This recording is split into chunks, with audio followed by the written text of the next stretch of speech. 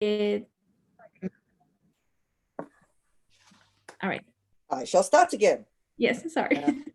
So basically, this is quite an informal setting. It's a brainstorming. It's not a webinar. It's not a conference. It's just brainstorming. It's just conversations, I call it.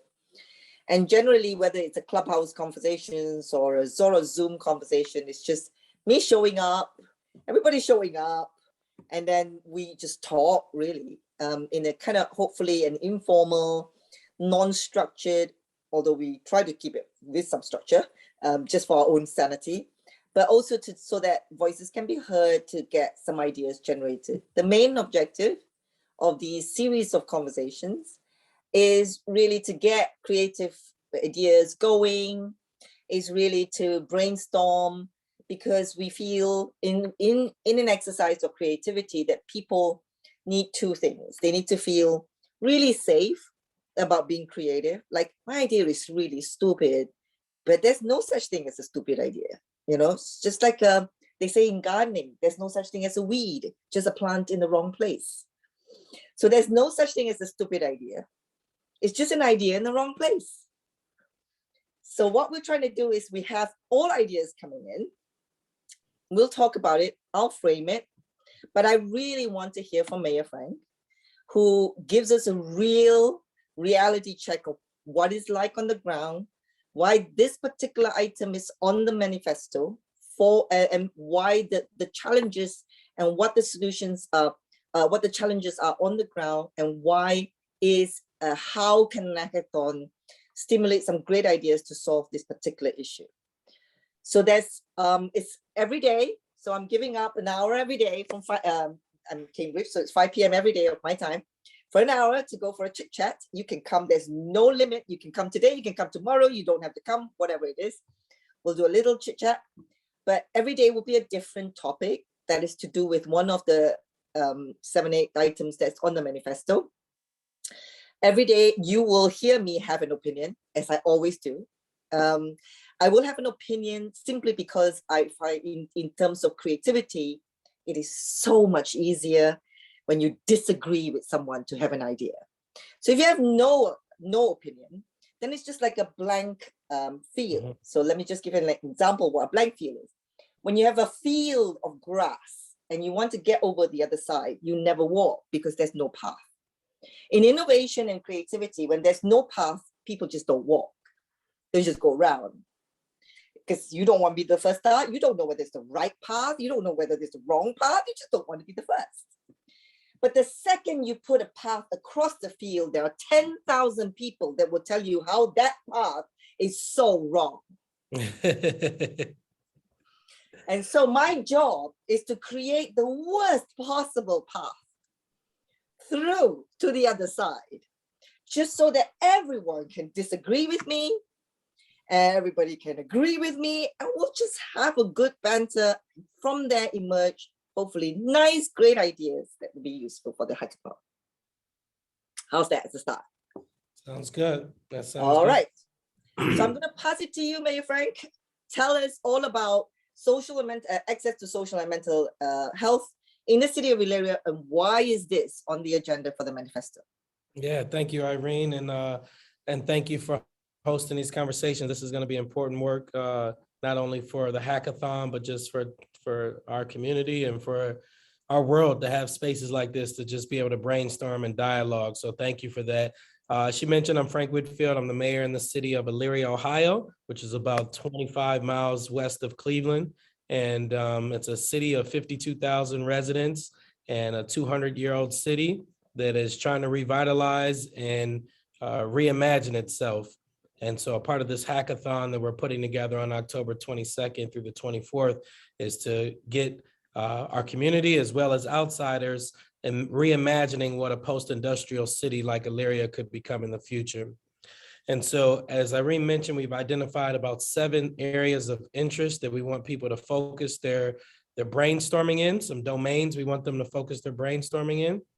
And the first of that domains that we want to have the conversation on today is about social emotional health and mental wellness. So we know prior to the pandemic, there was already somewhat of a heightened awareness that was starting to brew in American culture around mental health conversations and people being more receptive to dialoguing around the need for mental health services, whether that was, a popular athlete like Kevin Love or DeMar DeRozan who play in the NBA, or even more recently, you've heard athletes like Simone Biles, Naomi Osaka, who have spoken out and talked about the mental health and the importance of mental health. You've also had in pop culture musical artists like Kid Cudi, who's from Cleveland, Ohio, and other artists who have been a lot more outspoken about the importance of mental health. And so it was already a topic of discussion. And then you layer on top of that 100-year pandemic, which just heightened the need for mental health services, for mental health awareness, and the impact that the pandemic has had on us all emotionally, and whether we've lost loved ones and haven't had the time to grieve, whether it's the anxiety of walking around every day trying not to get sick, to just the isolation that so many people have experienced, and not being able to spend time with their loved ones, not being able to visit their loved ones in nursing homes. So we know that there's been an emotional toll that people have taken over the past year. And we want to figure out what are some ways that we can address that. What are some creative ways that we can help people build more mental health resiliency? What are some ways we can help people recover? And from the Case Western perspective, I got my MBA from Case. One of the reasons we engaged Case was because we really believe in the philosophy that Case has around human-centered design. So as we think about this from a human-centered perspective, I'm excited to hear what ideas you all come up with. And as we know, when it comes to anything that's centered around humans, it's around stories. So I just challenge us all to think about the type of stories we've heard over the past year or years, and let's start to ideate around some potential solutions of ways we could address it. So I'm looking forward to the dialogue. Great. So we all know this, right? And mental health has been talked about again and again. And it is generational. We have people who still today, so I'm going to call it out, who really don't want to acknowledge it, who just don't want to acknowledge it because it's been stigmatized for years in their generation. And a mental health hospital is being used as a joke where since they're kids about how you should be checking them in that way. And acknowledging it to be an issue has been one of a big challenge that is generational. Knowing also a few other things, which I'm sure we'll go around table to talk about. You mentioned a few, but I could imagine there's also around being aware of it. There are lots of people who walk around with anxiety and do not know they're walking around with anxiety. There are people walking around with schizophrenia without knowing they've got schizophrenia, right? We can tell when we've got a tummy problem because we can point to it and we can say it hurts here. You can't really say anything when it hurts here because we've not been taught to process it. We've been not to process what hurts here, which aspect of it hurts here. We've been taught to process physical pain, but we've not been taught to process mental anguish, any mental health issue. So while there's a lot of talk about we need to recognize it, call it out, there's also a lot of working with people to get them to understand their own prejudice against themselves. So there are quite a lot of issues, not just around people who want to help them, but the resiliency, being able to help yourself, is it? So what I would like to say to open up kind of for discussion, and we can just go around and talk about it, is focus a little bit about the first issue, which is how does where you live make a difference? Never mind everything else, but where you live. I've chosen to live in Cambridge, in that area. How does where you live matter? And that's what I'd really like to throw open for conversation and says, and it could be that, no, where I live don't matter. I don't think so. I think it does matter. But why should it matter? And I think maybe then we can probably start to grasp a little bit about the context of which these things are sitting on, which is where we live matters, to get the start of it, because otherwise we'll end up boiling the ocean. And honestly, there are lots of mental health advocacies around who are really trying to solve that big problem. But we're not saying we don't want to solve the big problem, but we want to isolate it to say it has to do with where we live. And therefore, because it has to do with where we live, and then where we live can help, the role of the city becomes part of it. You want to say something? Irene, the only thing I would push back on that, Irene, is that we live online. This virtual, where we're at right now is actually, this needs to be considered as a place where we live. We spend a lot of our time in this virtual environment. And so we're virtual citizens. And a lot of our mental health issues sometimes stem from the virtual environment that we're existing in. And so I'd love to hear from some of the guests we have on thoughts just so far on the dialogue that's happened. Joss, Kevin? Yeah, Frank, you took the words out of my mouth. I was just going to say that exact thing. And I think I love, Irene, the fact that you want to push back and you want to have debates about this, because I'm all in on that for the next week. Let's go. But so I live in Northern England in a place called Batley in Spain, which is always made famous by wrong things. So it's where the politician got shot by a far-right extremist. And it's fascinating to hear you, Frank, when you say you've got a 200-year-old city there. I mean, my community goes back 500 years. And we've got, the story of the Luddites. We've got story of Robin Hood, who is buried just like a stone throw away. It's a phenomenal history.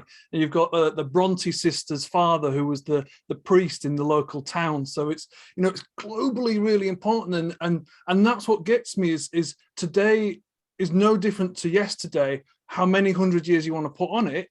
There was a global conversation going on at some point. It was just at the speed that it was happening at. And the impact of that trade in ideas and that exposure of diversity.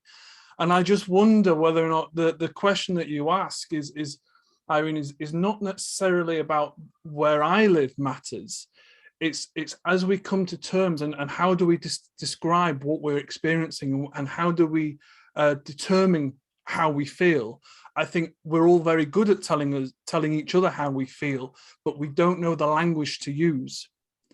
And so we're talking about hybrid environments or in-space communication. So like we are now having this virtual seance together while being in places. So we're abstract of each other and remote, and yet we're having very real feelings happening in real time, which is incredible.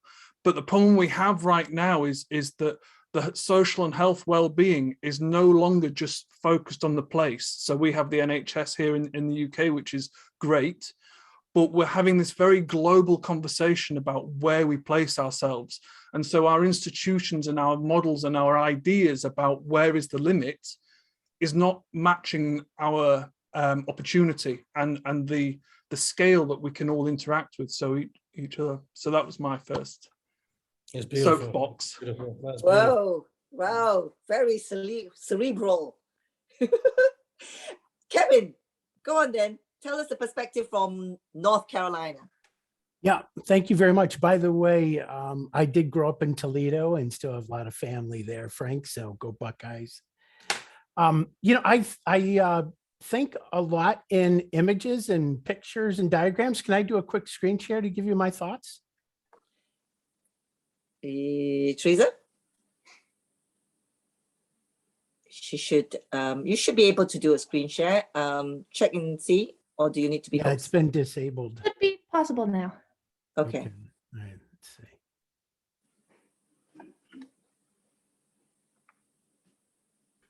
Okay, so can you see this this diagram? Let's see if I can enlarge it here. Can everybody see that? Yep. Okay, super. So what I think is that that a lot of these well-being factors are looked at in silos as if it's one problem to solve. And so whether we're talking about career well-being or financial well-being, or we're talking about health well-being, I don't see them as a separate siloed issues, just like I don't see a physical location or a digital location as a separate conversation, but I see them totally interdependent and and should be integrated with each other.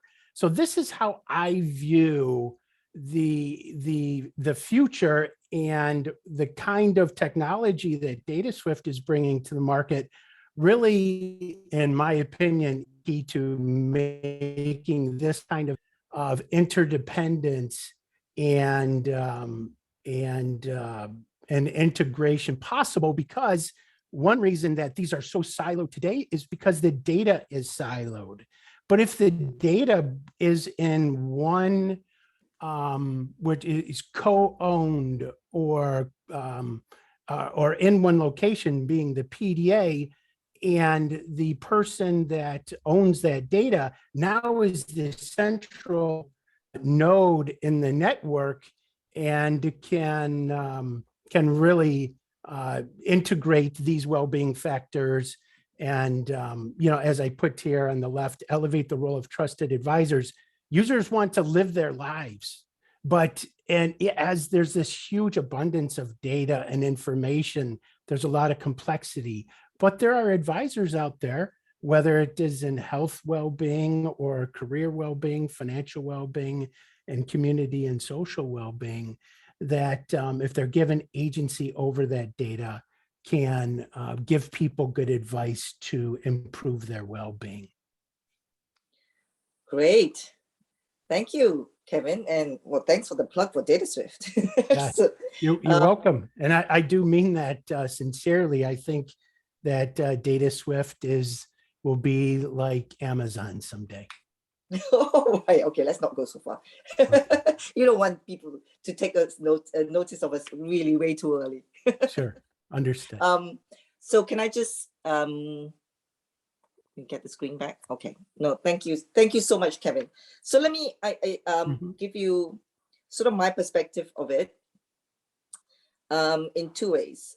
First, I want to be able to propose a different way of looking. There are two things I want to say. One, there are all, again, we say, once we talk about social mental health, you can talk about lots of things. We live online, absolutely. But anchoring is a very, very big part of mental health.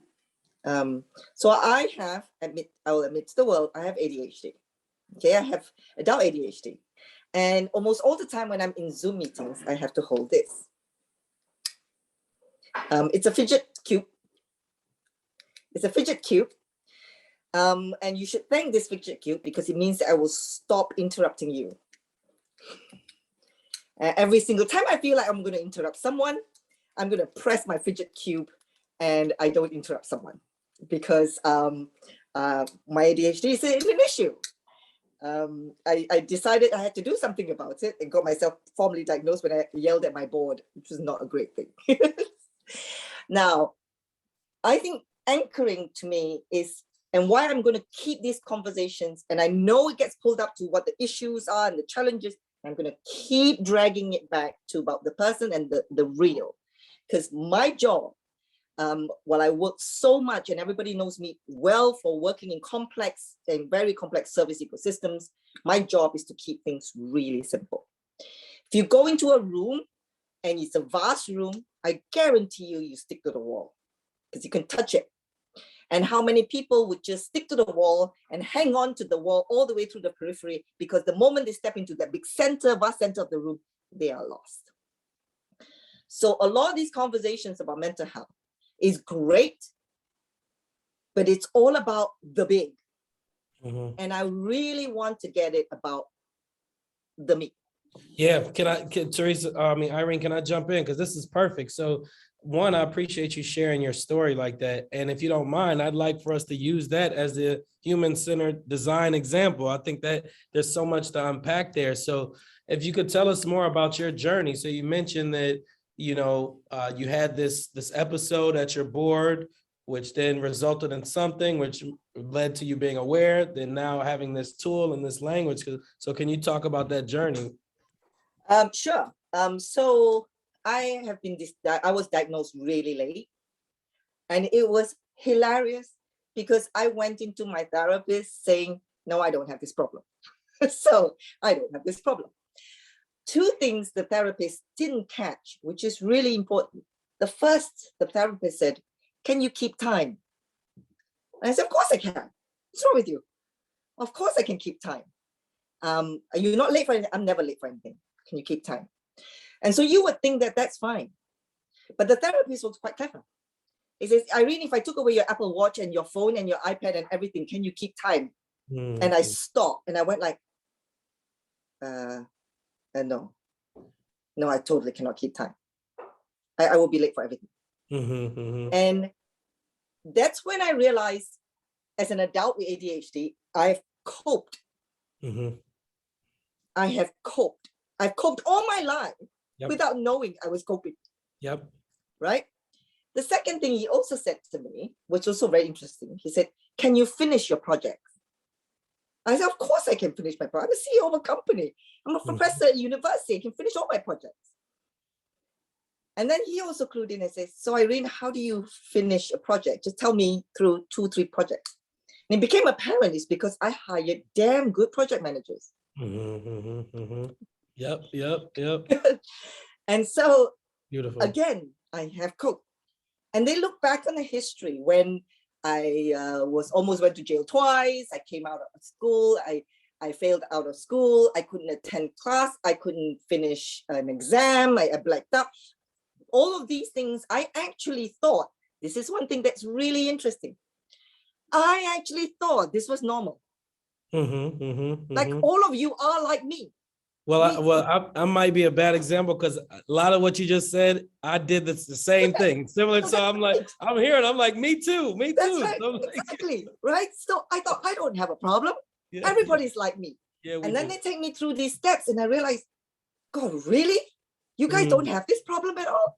And I go, without assistance? And that gradually made me kind of aware that this was mental health. And when they came to impact,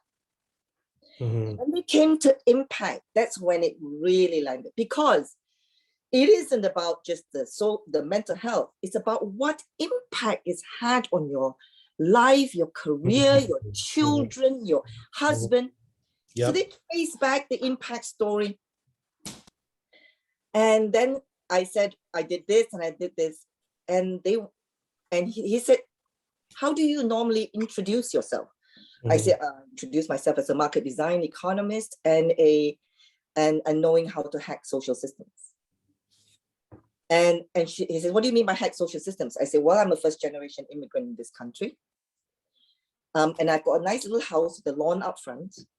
I have a friend who came to visit me, who know me from back in the days. And he went like, oh my God, Irene, you've hacked middle-class Britain. You look like everyone. You look like everyone. Oh yeah, I shop in John Lewis. I talk like all the ladies. I do ladies who lunch too. But then when he started to dig in, you realize that actually I'm a hacker because this was still another coping mechanism. This was the way I coped. I hacked the system to know how it works so that it could turn around and work for me. And so when I talk about mental health, don't get me wrong, it had a huge impact on my life, both negatively and positively. In a way that I recovered from it, turned it around and made it something. But the thing that we have to know is the acknowledgement of that just empowers us to become completely in a different domain. And I think this is exactly why what Kevin was saying in terms of data or technologies, we need solutions that could be much more either providing empowerment, agency, Yeah. something. Well, Because Irene, there's a fix it, right? Sorry, Irene, I want to ask you, so from that point forward, after he asked you those questions, that put you on a journey of improvement? So the first question he asked me is, do you want a drug? Do Okay. you want to be put on meds? and I said, no, I'm gonna try this fidget cube to start with. I'm gonna try sort of the social aspect, the what is that they call behavioral therapy. Mhm, mhm. You know, just to get me onto it. I didn't want meds because I think I was coping, but I have friends who are on meds and they are calmer. Mhm. So I have thought about it as well. So maybe I'm still on that journey. So No. Irene, it sounds like he was a health professional. Oh yeah, I was a therapist. Okay. All right. Very good. I asked that because there aren't enough professionals to serve the masses, right? And so to me, it's the interactions that we need to enable through technology is not all the interactions that happened after you were persuaded to do something about a problem identified. The interactions to enable was everything before that, where someone pointed something out or maybe asked you questions to identify the problem. And I think that, so as a financial advisor, I've spent decades talking to people about their health, their career, what's going on in their community and socially, their family life. What an odd thing for a financial advisor to do. But there are so many people out there that do have this skill to persuade somebody else to think about something or act in their best interest. And those are the interactions I want to see technology enable more of a mutualism, or more interactions coming from, hey, we are in this together. Let's see if I can help you. I'm not a healthcare professional, but I think I see something that maybe we should talk about or identify. Yeah. And Irene, I wanted to, well, first, again, thank you for sharing your story. And again, the purpose of asking you to share was to really try to unpack this from a human-centered design standpoint. And so some of the things I heard is that there was this there was initially this denial. You had this experience. Then you got some assistance that helped you get some awareness. Then eventually empowered you with some tools like the anchoring and the piece you have in your hand, which then allowed you to impact some of the stories that were happening in your personal life and professional life. And so I wanted to show you all one of the things we do a lot in human-centered design, which is journey mapping. And this is an example of a journey map for somebody, I think, enlisting in the military. But it's this sort of mapping that we would do at Irene that then look at and say, all right, how could she have gotten that awareness earlier on her journey? So you mentioned the diagnosis came much later and it came after an incident. Well, when we think about mental health, how does that play out in a city? Those incidents come out in terms of domestic violence issues. They come out in terms of assaults. They come out in terms of, various ways that these incidents come out, but they often lead to incarceration and further worse consequences when we delay the awareness of a mental health issue. Are y'all able to see this journey map thing? Yes. Okay. So again, how could we get that awareness early? You also mentioned this idea of denial. And so I'd be interested to hear, it sounds like meeting with that health professional helped convert you from being in denial to being accepting and aware. So what does that look like from a city standpoint to have, individuals who may not be aware or in denial of there being a mental health issue? How do we increase that awareness and get against that denial? One idea that immediately comes to my mind is thinking about this pandemic and just like from a data standpoint, to be able to show people the data shows, the science shows, if you deal with this sort of trauma, there was an impact on you. You know what I mean? Like to be able to show people scientifically something happened to you. Now, what you choose to do in response to it is up to you, but you can't act like, oh no, the pandemic just came and went and everything's fine. No, it had some, based on the science, it's showing this. So getting past that denial, and then the tools you mentioned, the anchoring and pieces like that, what type of other tools could happen? So any thoughts on the whole journey mapping and thinking about Irene's journey and when something could have been introduced earlier or throughout the journey? Joss, what do you think?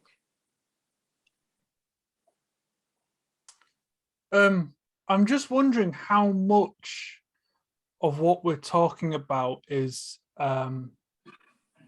participation. And thinking about the juxtapositioning of the silo participation of ourselves and the collective participation that we have in these global conversations. And your experience, Irene, of the active participation in the board and highlighting that there's a challenge there, to then the health professional, and how that influences the impact around you, and how that is a really good example of our hybrid environments that we are in right now. Yeah, I really like that participation. And I think you're right. I think there is inertia around the isolation. There's nothing like being in a room and you feel you're isolated. And then you get into Zoom and sometimes with everybody talking, you feel even more isolated. And everybody knows that feeling when you finish off Zoom, that the sudden quiet in the room. So that there is always that. I can just narrate to you a bit of my own experience, which I think speaks to a bit of that tooling that you're talking about, Frank. So I moved to this country in 2003. I left behind 3 wonderful children back in Malaysia who were ages at that time, I believe 2, 5, and 12. Oh no, I can't remember. Was it 12? 8 and I can't remember. There were 3. They were all under 12. Because I got a job in the UK, and we felt that as a family, the children will have a better future if I could have one in this country. And so, typical first generation migrant story. Mom, in this case, mom, not dad. Mom left. Mom moved to a different country. It was 2003. There was only ICQ and MSN. Very quickly, Skype came in 2004. And it saved my whole family and my marriage. But how? So here comes the tooling, right? Sometimes it's not obvious. At 2 o'clock every evening, every 2 o'clock in the afternoon, when I'm in my office, it is 8 hours difference. So it's about 10 o'clock in the evening. The kids are getting ready going to bed. I would talk to my husband and the kids before they go to bed. Remember, I did this for 6 years, right? And it's to and fro 2-3 times a year, right? Working in a different country. After a while, we realized that all I have to do is just keep the Skype on. And mom was sitting in the corner upstairs in that PC. So the kids kind of knew that mom was kind of always there at 10 o'clock every day. In fact, at some point, one of them was just rushing upstairs and said, "I can't find my socks." And I spoke from the PC, "It's bottom drawer." And they were like, "Thanks, mom." And then they got the socks and they went downstairs. I was just typing on my computer in the UK. And we started to realize that this thing called presence, where we really just didn't talk. It was just presence. This is a typical understanding of a tooling, not very overtly about conversation, because a lot of people just don't want to talk. Yep. Yeah, Irene, one of the things we saw during the pandemic was a lot of seniors who were isolated because they were health compromised and couldn't go outdoors. So what ideas do you all have around this idea that Irene just said around presence? How could we increase presence so that our seniors don't feel like, hey, I'm alone? What are some thoughts around, and utilizing technology or other means? Well, I think that, when Joss was speaking, it made me think of, that the big challenge and to bridge, our siloed selves in these global conversations is really a paradigm shift. And if, you can imagine if you own and control your own data, it really opens up the whole, this paradigm shift. And now I can press a button, send my data to a professional. So if my neighbor or my uncle helps me identify an issue that I'm not aware of, whether it's, bad yard keeping, or whether it's a mental health issue, or maybe those two are related, right? And, maybe I'm collecting everything under the sun and Kevin, so, just to yeah. let you know, this is an interesting one because there is a project going down right now. I can't say the name because we're kind of bound by NDA on mental health in a particular country that has a history of genocide. Essentially, there is a tool that allows you to chat with someone over a chatbot. And that chatbot has an AI that can detect potential anomalies and potential mental health issues. And depending on what that comes out with the chatbot, it can give indicators that if you decide, after having a conversation, I would like to share this with someone. Now, it doesn't have to be the conversation. You just have to share what the score might be. Right. And that could be a green, amber, red, someone that could then have presence and share with you. There are lots of behavioral therapy around mental health like that, that's helped by tooling. For example, in depression, I think it's quite a common behavioral therapy is if you feel slightly like the start of being low, they say that you don't wait till you're depressed. There's early indicators for you to recognize you're starting to feel a bit low. Then you're supposed to call 5 people. You've already told this to everybody, these 5 people. So you have to call them in turn the moment you start so that you can catch it before you slip all the way down. Yeah, that's excellent. And I think some of the danger and all the high tech stuff coming out is really disintermediating this role of the people in our lives who we trust, who love us, they're friends. And what I would love to see is this technology just make them smarter, faster to help us. And this goes back to enabling those interactions around people already in our lives. And there are quite a number of these. For example, there are early AIs that can, based on what you post on social media, can tell if you is sort of an unwanted, you don't know you're giving a distress call, right, through the postings. This is for people who actually post. A lot of people don't, and so they need a different medium. But I think, Frank, you're right. There is the role of tools for the awareness. But I just also like to flag up that I think the way we have always crafted mental health and the way we are trying to come up with ways to tackle it doesn't quite know how to engage with data yet. We can engage with recordings, conversations, even emails maybe, but with what we call data, it's still quite up there, quite ephemeral. You can't interpret it. You're not told how to interpret it. And I think there's like the way the chatbot can try to do an interpretation, and you can decide whether you believe it or not, or whether, I think technology to translate the Mhm. data Mhm. to give us better, we need almost a different language. Mhm. And I think there can be a way to make it a universal language of data, but I think we still need some work at translating it. So more tools like that could be really useful.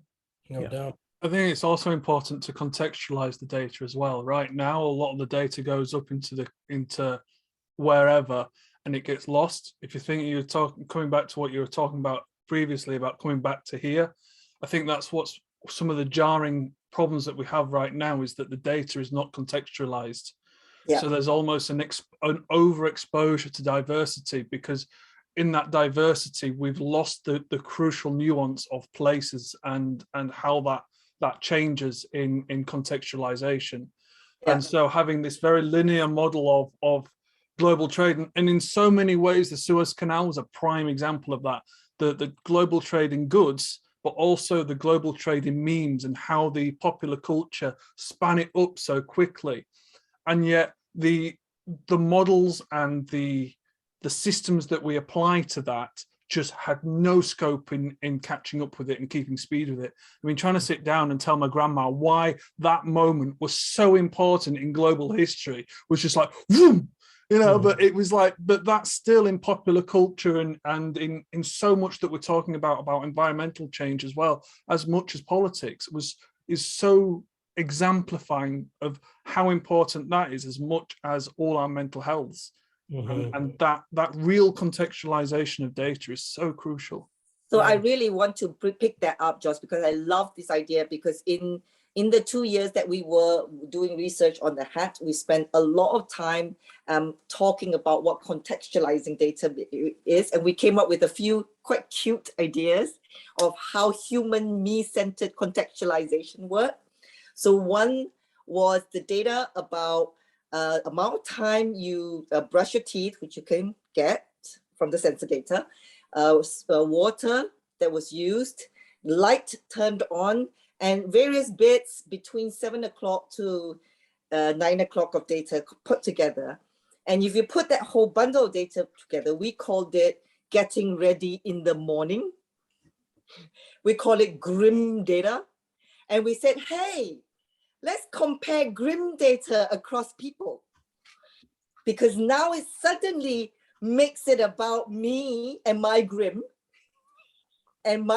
versus your grim, which is a different way we look at data structures that most big data tend to look at.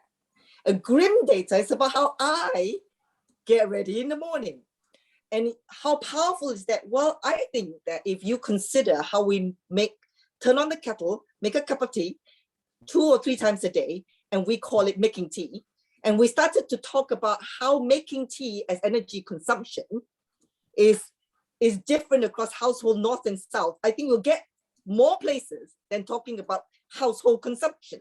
This is to your point about really understanding about people and their interactions with data. The last example I'll give is commuting in the morning. You have location, and between 7 o'clock and 9 o'clock again, or, and then you have your tweets. We call that commuting sentiment. Now you start to compare commuting sentiments across people because they tweet and they go places. All of a sudden you have a different perspective of what data and what our lives are, not because we want to analyze, but to actually give a different way of structuring data. There's much more to do with context. The reason why I love the idea of context is, I always say 15 minutes you brush your teeth. Oh, no, usually take 2 minutes to brush your teeth. In the 2 minutes to brush your teeth, you traverse 6 vertical sectors of industry. Electric, water, FMCG. I mean, you can name it 6, but they don't see those as being you. They see those as being electric, power, water. And this is the world we've inherited. We've inherited a world where the eye on the world doesn't come from us, but it comes from somewhere else looking at us. Right. So Irene, can the AI and the machine learning and the algorithms, can they be rented, so to speak, where we subscribe to their technology to do something with our data, and then we stop, we cut them off versus them having our data. Yeah, which basically is what PDAs do, right? When you have your own data server, you have your own edge functions that can run. We run sentiment trackers so that I mean, my PDA tells me how that I'm very negative all the time on Twitter. Tells me and only me. But that's the thing. Edge AI, that is to do with your own server and your own data, can do a lot of powerful things, and then you decide if you want to share that or not. And then powerful little contextual type of data can be put together just for ourselves, even just for our own amusement will be very useful. But the idea is, but in aggregate, they start to restructure the world to understand why is it our society sometimes is so broken. Sometimes I actually have a hypothesis that our structure, our society is broken because the data structures to which we view ourselves are structured in a way that do not help us. Right. You know, they help the company that, well, they help the third party. They help the commercial, they help the vertical. It's not like they're doing bad. It's just that it's the legacy of the system, right? So I had this wonderful guy who made toilets, WCs. You know, he was here and he used to come to me, and he came to me and says, I've got this new sensor. It can basically analyze urine. And I said, wow, from manufacturing WCs, now you're going to go into the well-being business? And he cannot, right? Because he's been in manufacturing. He doesn't realize that one piece of sensor brings him into health and well-being. One piece of sensor on the door brings you into the security business. One piece of sensor somewhere else takes you. So the horizontals are the ones that make us who we are, but the verticals are then accentuated because they're not connecting well. So one of the tasks of data and technology is, could we please try to make clever structures that are much more contextual, but also just as powerful? Yeah. And then when we drive context to the user, then I think that circles right back to how you started the conversation. Geographic or physical location then becomes very important, or more important or more valuable in our lives, like the city of Elyria. Yeah, so that's where I know we're approaching time. We got 8 minutes left. So I want to hear any ideas folks have around that kind of local side. So we spoke in the cloud and the virtual world we live in. What are some ideas you have? And it can be as minute as, hey, we should give everybody one of those fidget things you got, Irene. You know, we should come up with a way to get that in the hands of every citizen who wants one. So ideas from that to anything else that kind of has that more local geographic context, the physical sort of environment. Any ideas on that for the last bit of time we got? Quick idea from me, Frank, is that the first job marketplace we opened was for helicopter pilots. I did some due diligence around Elyria. What's going on with helicopter pilots there? Not much, but the community college is going to be involved in the hackathon. They do have a hospitality and culinary program. I've often thought that maybe we could open up a job marketplace in that industry, hospitality, restaurants, and see what we could do there. So that's my local idea for Elyria and Lorain County. Awesome. Joss? Mine's not really that local, to be honest. But I think we need a new business model for the internet. And I've made that. That's what I'm developing right now. So it's how we track value in context. And that is everything. And it's not necessarily about horizontal and vertical. It's more, and it's not even circular. It's completely interconnected in everything that we do. And it's really ethereal and really abstract and really remote. And it's really hard to explain to people in an elevator pitch. So let's just hope the elevator pitch gets stuck. No, I can very quickly show the model if people are interested. Well, yeah, I think at the 1 o'clock hour, once this is up, you can definitely share that. I do want to just kind of go back and thank Irene again for this conversation, and one, sharing your personal journey, because I think one thing I'm gonna make sure we do is start to look at that journey mapping, because there's so many professionals that probably are here in Elyria and other communities who have had similar experiences as you of that experience, from denial to an incident to awareness to getting support to acceptance to getting the tools you need to be successful. And again, these are professionals who are functioning every day, but still want to have a greater life. They want even more. Yeah. And again, So- the blow that we've taken with the pandemic to all of our emotions and our mental health, it's going to be important that we have the tools and support we need to get out. Yeah, and I have just one last thing probably to add that's really helpful in a lot of the work that I do in mental health, social issues as well. I think play and creativity has a big role in this. I think when you call out mental health, people are afraid to talk about it. But when you craft it in form of play and you craft it in the form of creativity, that's how I ended up being a social hacker, because I'm playful.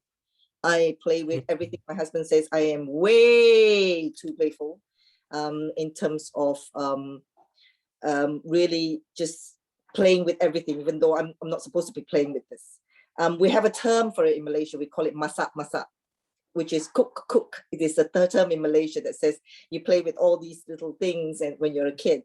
And he always said that even though I have won more than 10 million pounds in grant money, he thinks all my grant money is still masak, which in actually it is true. I think play and creativity, I think we shouldn't underestimate how much we can draw people out of their homes through different kinds of play and creativity, even if it means, Frank, just come out and play with your fidget and talk about it. Do you know how difficult it is to press this thing and still talk? It's very funny. And then if you play, it's quite funny because it mentally makes you think one thing and press something else. So there is so much we can engage in terms of play, and I think we could do that. So anything, Elisa, you've been very quiet. Do you have anything to add to a lot of these? Yeah, I muted myself. Just thoroughly enjoying the conversation. Worked in mental health and drug addiction prevention for many, many years, and is really resonating because for kids who've had early trauma, the things that have worked with them have not been the things that we necessarily wanted to give them, but through relationship and through things with rhythm, like walking or playing basketball or anything that has a steady rhythm, we're able to get to a different part of the brain, because we're trying to use the part of the brain that's not the affected part when we're doing therapy. And so I just find the whole conversation totally fascinating. It's interesting you say that, because maybe as a last anecdote, one of the ways I deal with my ADHD is I go out into that place over there. I'll play music super loud. I'll have 3 shots of vodka. I know it sounds, this is Friday afternoon with my oyster shooters. I'll have heat because of sauna, and I know it sounds terrible, first world, okay, but I would be infusing myself with heat, with I call it sensorial treatment, where I hug myself through all 5 senses for straight 2 hours, including music. I come out there and feeling, yeah, I could take anything right now. Yeah. So, and I think we got people to places where they have sensorial experiences. That could be one of the things why where you live and the physical element could really help with the digital element too. So that's just me with my parting words. Well, that's beautiful. That's beautiful. Well, I know you got another conversation tomorrow that's on parks and tourism. Yeah. And, I'm going to try to be a part of the ones that I can this week and join. And I thank y'all for tuning in and joining and participating. I hope y'all continue to join in. This same topic will be discussed next Monday if you want to jump back into this topic. So yeah, it's again, we're just going to do it 3 weeks straight. We just exhaust as many. And also, because it's recorded, we'll play it back to students who are joining the hackathon, who's participating, and then we'll put it up as a blog post to say, listen to this conversation. If you've got ideas to help this, then create those projects all the way between now and the hackathon. So really, really helpful. Thank you so much for all your contributions. Awesome. Awesome. Thank Well, you. Thank you. Okay, are we going to stop recording now, Teresa?